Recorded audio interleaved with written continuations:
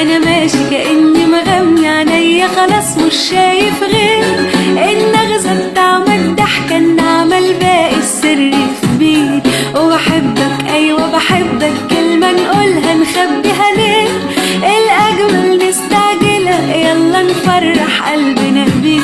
عالدقة الصوت ده له رقة اتكلم بقى وريني قولها واوعى تقول لأ قولها دي احلى قصاد عيني.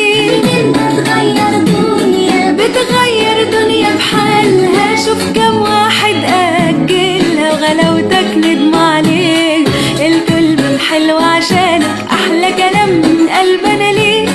انت الموضوع يا حبيبي اتفضل أهلا أهلا بيك. ايه ده؟ ايه ده؟